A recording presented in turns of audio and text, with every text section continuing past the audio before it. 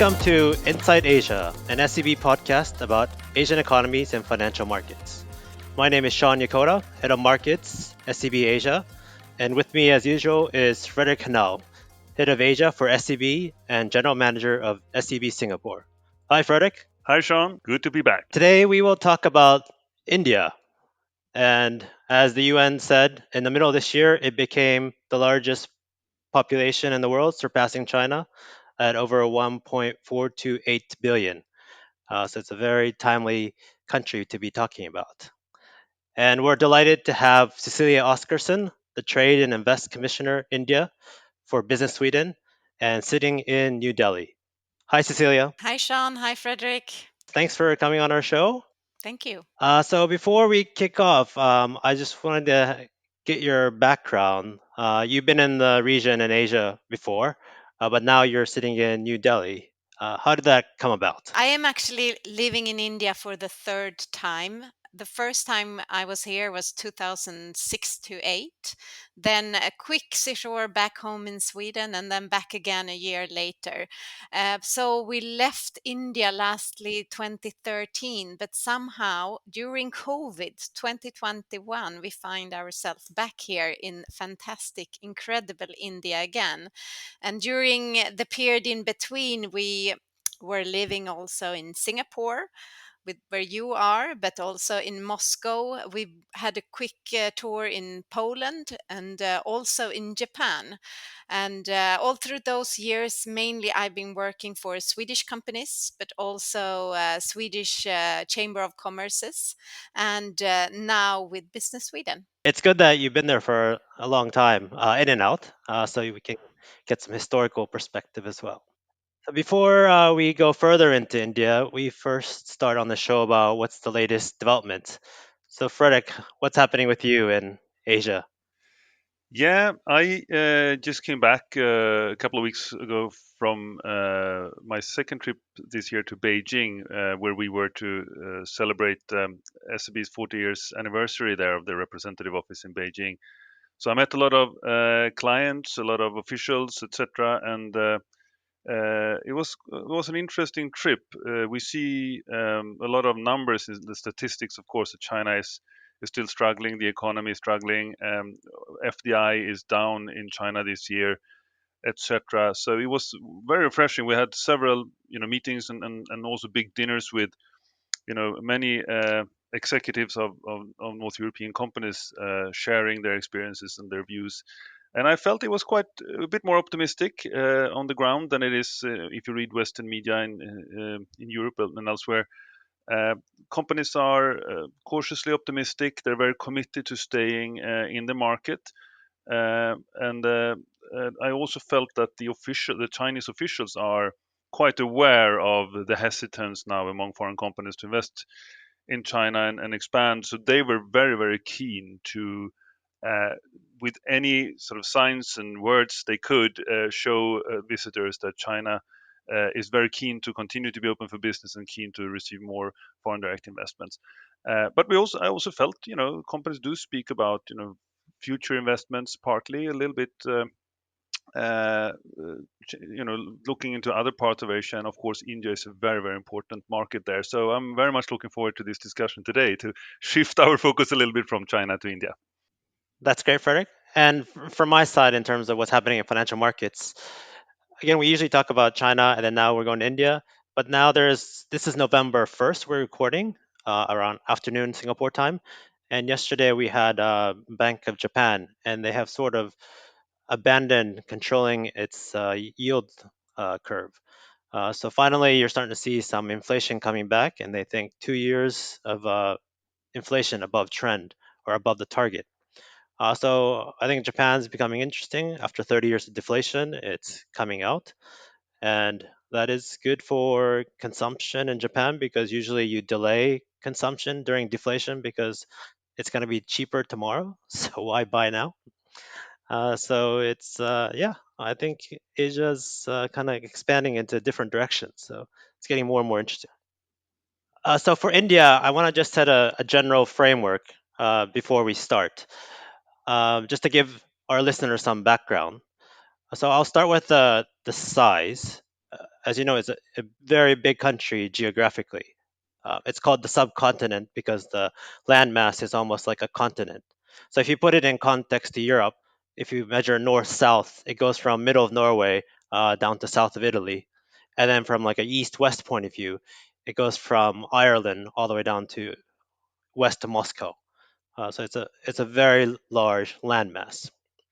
And then just on history, it was a former British colony. It gained independence in 1947, so it's 76 years old.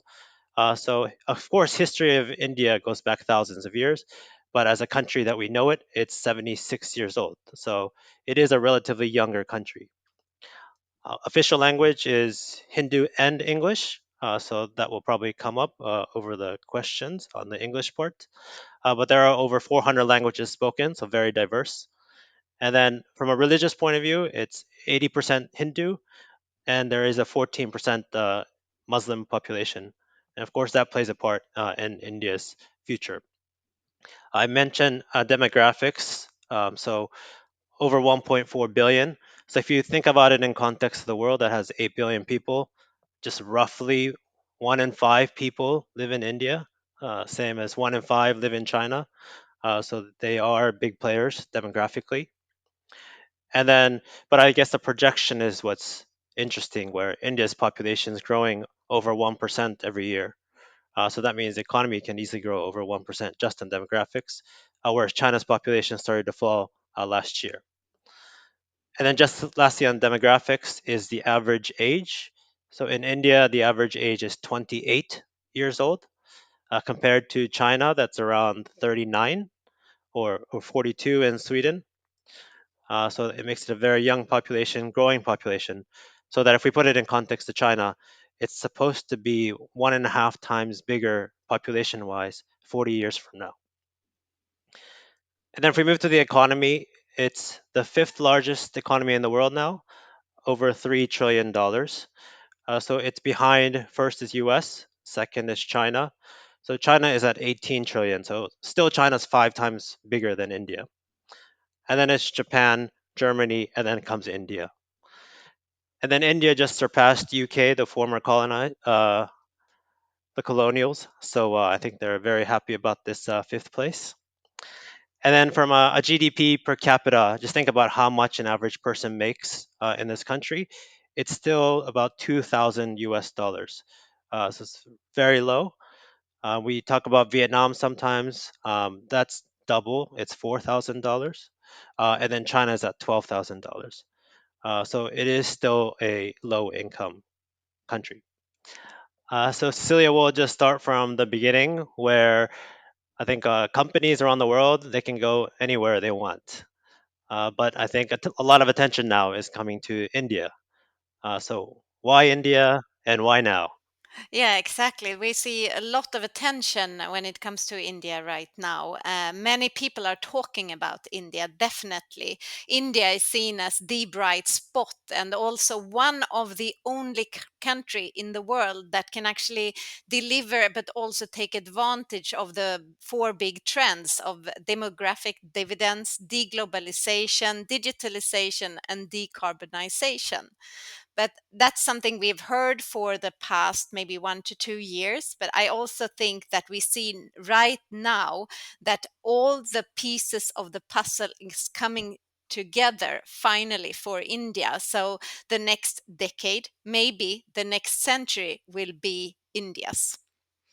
And we also, you mentioned the large companies looking into India. We see a lot of international companies right now looking and investing in India, both from a investment perspective and also a setting up manufacturing facilities. Companies like General Electric's Aerospace, Foxconn with Apple. We also see Airbus investing a lot in India, and our own Swedish companies, Perstorp, is opening a huge factory this month. And Volvo Group, we had the whole management here in March, April earlier this year, and the CEO, he mentioned that all the investment that Volvo Group will make from now on will be in India. So Cecilia, if we look beyond these numbers and these investments that you talked about, I mean, I remember when I started working in China in the early 90s, and China opened up. It was a lot of investments into China at that point to manufacture cheaply and to export to the rest of the world. And that, of course, led to China becoming the biggest exporter globally. It's the biggest manufacturer still today, with I think over 30% of global manufacturing of goods taking place in China. And that's, of course, a much, much smaller number in India. And you look at the Indian economy today, kind of at the same stage as China then, it's a much more consumer or consumption driven economy than China was at that point. What is, if you try to generalize, what is the driving force behind many of these investments that you mentioned? Is it the cheap manufacturing and export, or is it the Indian market primarily? I would say traditionally it's been the Indian market. Indian consumption or consumer market is huge already, but is supposed to triple in the coming 10 years. And part of this reason is because the Indian middle class is already same size as the whole EU's population. And so the consumer base is huge. There is a huge domestic demand and has been for quite some time. I think what we see now is not only that international companies are looking to diversify their own manufacturing and sourcing portfolio, China plus one strategy, where India, of course, is a very interesting partner. Um, so that is one way of look at it. And then we also know that from now on, we don't only see companies coming to India for India domestic market. We also see many companies setting up a manufacturing business in India for global production and for global export. And I can agree with that. I see part of what you're saying now in discussions with clients. I just came from a meeting with a client of ours here in Singapore this morning in the chemical industry, saying that they have eight wholly owned companies in China and a number of joint ventures, and they're now looking into investing more into India. But part, I think they mentioned geopolitics as one part, and diversification. But you can also clearly hear that it's more for the Indian market, that that's the growth market going forward, or the highest growth market going forward, and that's of course very natural considering where India is now in the development. Yeah, for sure. And India is, as we already said, growing very rapidly and one of the growth engine of the world today. So I think an interesting thought is, can India, considering the global market and where the globe and the world is heading right now, can India continue to actually grow the same way that they need to, or will the global situation decrease India's growth as well? Yeah, that's very interesting. And especially what you mentioned about because the domestic side we've always heard, but on the production side as well. And I think that India has an FTA with ASEAN, and that makes it a better ecosystem as well. Yeah, exactly. So that's actually something that we deal a lot with Swedish companies who are or already has production facilities within ASEAN or the Southeast Asia market, and we are trying to help them to look into how can they do part of the production in this area and part of the production in India because of this great FTA. We also have, and we are waiting for a free trade agreement between EU and India, but it's still only on the discussion table. It's moving forward, but still some time to go. And I heard that the EU FTA, which is fantastic, and it was largely started from the geopolitics on how, with tensions rising with China, that it needs a different partner for EU. Yes, definitely. But I also believe that with this growth engine that India is right now, EU also sees India as a market of importance. I mean, another industry that's always talked about in India is, of course, technology. Uh, Historically, it's just more on this business process outsourcing, but I think now there are bigger developments. Can you talk more about that, or what kind of companies may be going into India or partnering up there? There are different kinds of companies that have come, of course, traditionally, which is more on the textile side, which would also be more on the plastic side. And then now lately, we have also seen, as we've spoken about, the consumer market in India is huge. So retail is coming up right now in India, where we see IKEA and also H&M who've already opened up markets here. So I think 2012 it was possible for international companies to actually open single brand shops and uh, markets here. And since 2019, foreign brands are also allowed to open up e-commerce without having their own company or sorry store here in the country. We also see a lot, if we look a little bit further, we see a lot of auto components, electronic business is very interesting in India right now. And if we look to the future, circular material, space, and sports techs are areas that I think will be super interesting. Space, we don't hear that too often. Can you talk more about that? Not long ago, India was the first country who landed on the south side of the moon. So space business is super interesting in India, and they not only managed to land on the side of the moon, which no one else landed on before, but they also managed to do it with a very low cost comparatively. And Sweden has a very developed space industry.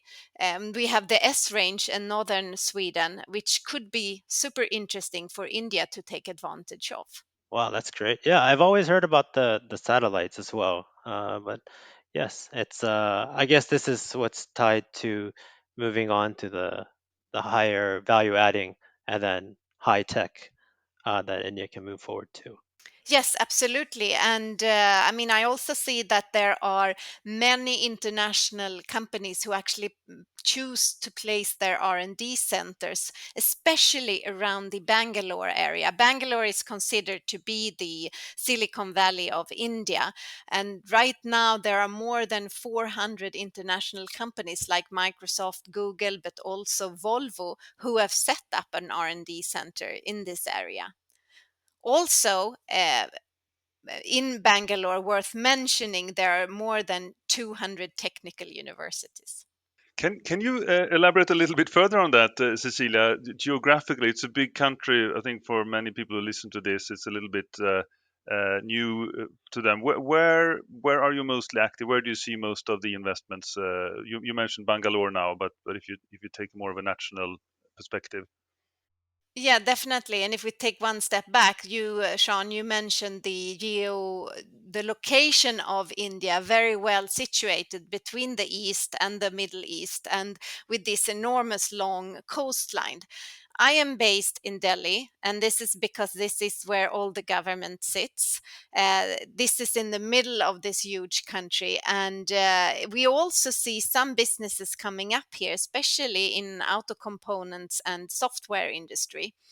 If we normally talk about the industry banana, so if we move from Delhi down southwest, we come to surpass Gujarat, which is Modi's home state, where we see a big influx of companies putting up their manufacturing setup in this area right now. It's an area which is growing enormously. I've heard figures like 20% yearly.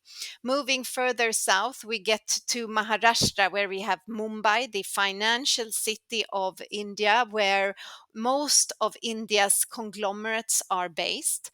This is also where most of the financial institutions are. And close by, we have Pune. Pune is an industrial city, and I would say this is where most of the Swedish companies are residing. I think in this area we have around 80 of all the 260 Swedish companies we have incorporated in India right now. And then moving then towards east, we passed by Bangalore that we just spoke about, and by the coastline we have Chennai, which is also moving up as a very, very interesting area, especially for auto components and electronics.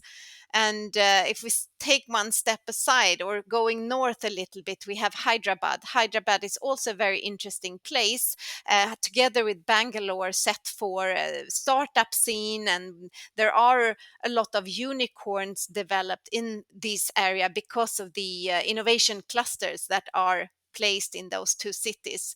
And in Hyderabad, I just worth mentioning, that's actually where IKEA chose to set up their first store in India a couple of years back.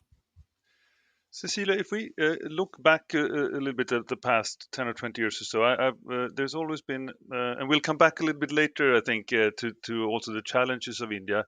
But one thing that I think many people wonder, coming back to Sean's question on why India now, India has always been interesting and always been on the radar for companies. And you mentioned in the beginning some of the changes, some of the arguments against investing, or at least it's made people hesitant, has of course been regulation, and regulation has not been consistent in different parts of India.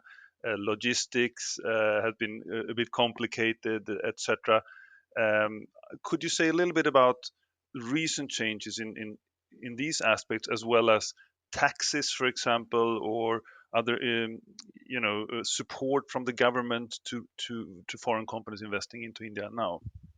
And absolutely. And if I look, when I came to India first time 2006, the infrastructure of the country was pretty bad. It would take us 7, 8 hours to go to Agra, and on a two-way highway, you would have camels, you would have cows, you would have a couple of motorbikes, bikes, and three-wheelers, and then four cars in a row, even though it's impossible. That's how it looked. Today, between Delhi and Agra, you now have a perfect 5-lane highway, where hardly any traffic, with no hardly any traffic. And I would argue that this highway is much better than anything we have in Sweden.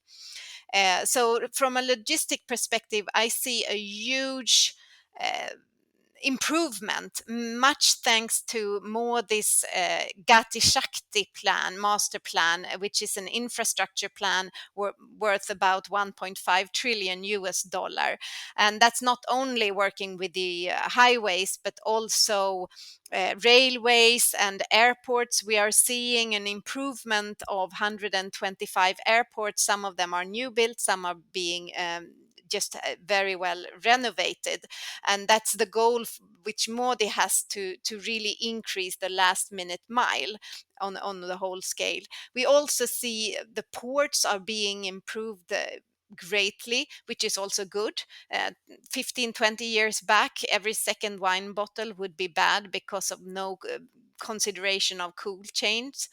Now I haven't had a bad bottle of wine since I came almost 3 years ago. That's the infrastructure part. You also asked about the tax system. Well, going back to this huge country, there are about 28 different states which are very decentralized. So there are many different rules depending on which state you're in, and but couple of years back, at least the GST was unified. So pan India, the same, there is one number, one GST, which has improved things enormously. Um, what else? We can also maybe mention the demonetization that happened 2016 by Modi, when he took away all the 500 and 1,000 bills overnight. This was a way for him to tackle corruption and to take out all the black money from the market. So before this happened, maybe there was a leakage of 20 to 30% corruption and black money. And then now I would say less than 10%. I think with Modi being in power, it's been more stable and things have been able to be done, whether it's reforms or infrastructure building. But it is in the end a democracy. So is that a challenge from an economic point of view? It is a challenge because of the size of the country and the decentralization of each state. As a foreign company, you need to think before you enter India. You don't enter India in by coming to Delhi. You need to think where is best for you to set up, and different rules and regulations applies wherever you are in this huge country. Now, what we see, Modi is going for a third victory this spring when the election is coming up. Things have changed a little bit in the country. You mentioned 80% Hindus living, and you said 14% Muslim. We do have to take into consideration that 14% Muslims means more than 200 million Muslims in this country, and I think it would be not wisely to not take into consideration that minority and other minorities as well. So the expectation for this next year's election is that Modi will win, is the basic expectations. And but so the political stability should continue. Is that the right way to think about it, or? I mean, I think for India to continue to grow and to become a developed country as Modi wants 2047, India needs to continue to grow, and 6-7% is not enough. The country needs to grow by almost 8-9%, I would guess. And for to be able to do that, political stability is a must. And that's also one of the why India, why now, because Modi has been into power since 2014, which has really made this country quite stable on that side. And could you say something also about India's geopolitical stance here, being trying to be as neutral as possible? And it's a challenging and big question, of course. But if you just look back a couple of facts, Modi um, sort of hosted the latest G20 meeting in India, which was, I think, very, very successful. Xi Jinping, the president of China, chose not to participate. There seems to be quite a bit of competition between the two. Who is going to be the leader of the global south? China is leading the BRICS organization with the latest meeting in South Africa, where you could see a little bit of division between these two giants, India and China. India is part of the Shanghai Cooperation Organization, together with China and Russia and a number of Middle Asia, sort of Central Asian countries. But at the same time, it is part of the Quad security kind of cooperation with the US, Japan, and Australia. So it's quite a complicated situation, but where it's, I think that the impression among many of us is that India is leaning more towards the US and the Biden administration in this. Could be, but I also think that India is really trying to balance in between everything right now. But you're right. Traditionally, India and Pakistan have been fighting together. But then back then, US came in and actually helped Pakistan. And that is not forgotten. That's when Russia came and were helped out India, and most of the uh, um, military equipment and defense industry today comes actually from Russia traditionally. Today, I would argue, just as you said, Fredrik, that China is the where most conflict occurs, not only across the northern border, but also when it comes to trade. Uh, and we're going over then, this is also an explanation, or might be something to keep in your mind when you think about why India has acted the way towards Russia lately.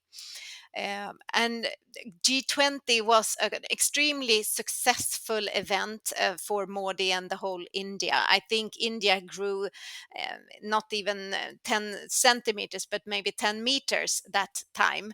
And the global south and the entering of the African nation into the G20 was also something that India claimed success for. So I think it's interesting. I think we will have to get used to looking at a different we'll have to see the world a little bit different. We cannot only see it through the Western eyes anymore. We need to take into consideration the whole global south and what that means. As someone said not long ago, even in Sweden and Europe, we might need to start celebrating Diwali soon. Yeah, and I think if you, from India's point of view, when you share such a very long border with China, it's hard to really take strong sides either way. You really need to balance it because you really don't want to upset one of your biggest neighbors who's relatively big and powerful as well. And then let's maybe move on to the bit of the challenges that India faces. So maybe you can kick off, Cecilia, on what do you see as the biggest challenge for India going forward? There are a lot of challenges. It's a already said huge, but also very complex market. Taxation system is not understandable and very frustrating for foreign companies. The regulation and law system we should not even talk about. It can change very quickly as well. India has also chosen to use. Uh, their own standardization, which doesn't compromise with the global standardization in many different areas, just to mention a few, shoes and within toys. This makes it very, very complicated for international companies. I also think that as a foreign company, you need to keep aware of what's going on in your area constantly because things can definitely change overnight. Having said this, India is climbing on the ease of doing business ladder, and India is doing a lot to make things more easy for foreign companies because they do want the foreign direct investment, but they also have, as we all know, the Make in India project, which is really a flagship program for the government of India for trying to transform this country into a leading global manufacturing and investment destination. And I see that as a quite facilitator based approach more than a regulatory approach. So it's really what it does is really facilitates for international companies, but also national companies who are here and who should move beyond sourcing and into more manufacturing in the country. Cecilia, I think that our listeners are quite convinced by your, very very good presentation and overview that India has a lot for it and that there's a lot of potential in the country going forward for investors, etc. I also think that on the other hand, the one question on top of many people's mind is of course the environmental impact of this very rapid economic expansion in India. I read a McKinsey report recently that estimated that India needs a minimum of $2.5 trillion in renewable investments to have any hope of achieving its pledge to become a net zero carbon emitter by 2070. And at the same time, the same report says that uh, Indian coal production may triple between basically now and 2023 when it's expected to peak, and that many new coal mines will open between now and then because the energy demand is increasing by 6% per year. Could you comment a little bit of this? I remember you told me when we met recently that the smog situation in New Delhi can be quite challenging from time to time, and I can witness myself the last time I was there that it was kind of getting similar to what it used to be in Shanghai when I lived there many years ago. But if you could just elaborate a little bit on this issue, which I think everyone thinks is very, very important. Absolutely. And maybe start by the current situation. We are entering into the worst period of the year. November, December, January are normally quite bad for us who lives in Delhi, where the smog can reach up to those devil numbers that you mentioned from Shanghai as well. And I think it's a matter of life and death here, where the life expectancy for each person living in Delhi decreases by 12 years at least. What's the latest number I hear? But I also have seen somehow and somewhat an improvement in the last 2 3 years uh, related to the smog in this time period. So it is getting better, but you do see people not nowadays not walking with the mask on for COVID, but because of course for the smog. And I also had a discussion with one of my colleagues this morning related to the smog, because I haven't seen so much in the news, even though we are hitting the scale of hazardous level right now.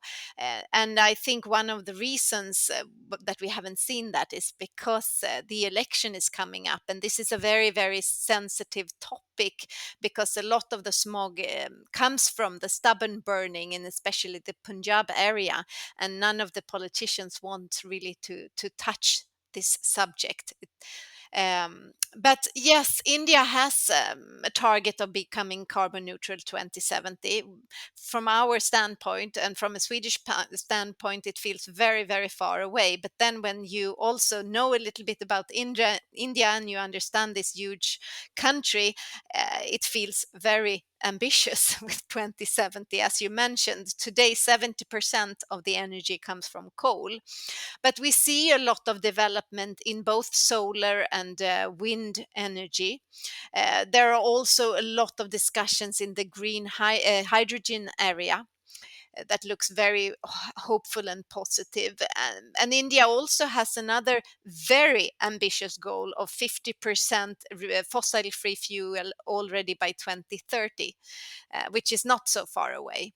But and on the very positive side that I see is that the Indian conglomerates and the Indian larger corporations, they are much more aggressive when it comes to carbon neutral goals, and we have great collaboration, especially since Sweden comes with a lot of sustainable solutions within the area of energy. We have a lot of great collaborations with Indian companies who wants to use these solutions for reaching their own much more ambitious target.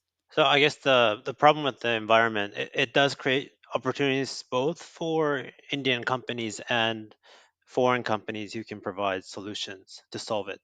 Exactly. If you cannot buy fossil free energy, the foreign companies who has much more ambitious target and who are already on the verge of becoming carbon neutral, that can cause a huge problem. Yeah, a very important subject to come back to. I think we see some, we see so much change now in China on this subject. I read the other day that China has installed as much new solar power so far this year as the entire existing solar power capacity in the US that they have.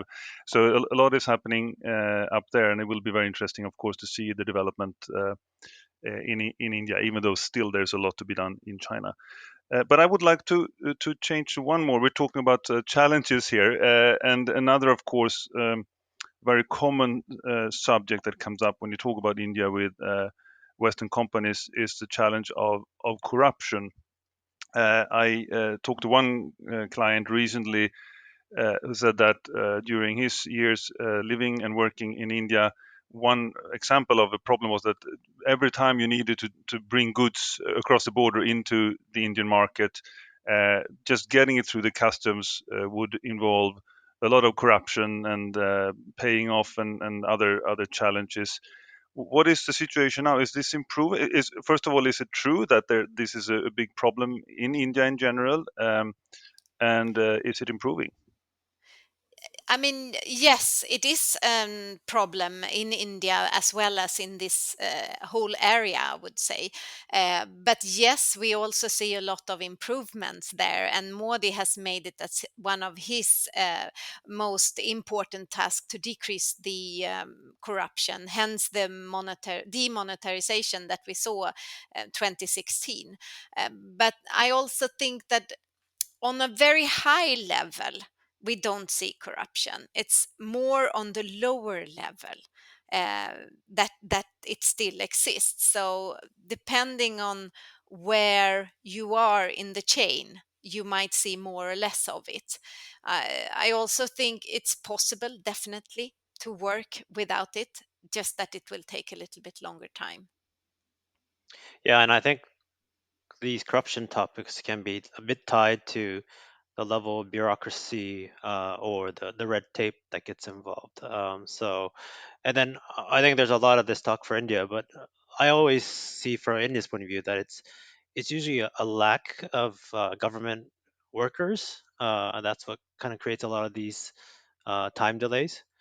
So, like, if you look at like stats on government workers, I know like in the U.S. there's almost about 700 government workers for 100,000 people, and India, if you take away the postal and the railway, it's only about 140 people. So it's such a big place that you just need much more people as well to get things done. And I also hear a bit that it is government, not officials, but public workers. They are a bit more educated. So it does create a bit of a power that they don't want to let go if you have these positions. So they're a bit reluctant to hire so many people because it would reduce your power. So I think, yeah, this topic is a pretty complex issue to tackle. It is, definitely. We're kind of running out of time, so just kind of summarize my from my point of view, the three takeaways I hear is that number one, it's India is a big place, so many opportunities for high end to low end to just a bunch of different industries depending on where you are. So I think if you're a foreign company, there are just opportunities in many different fields.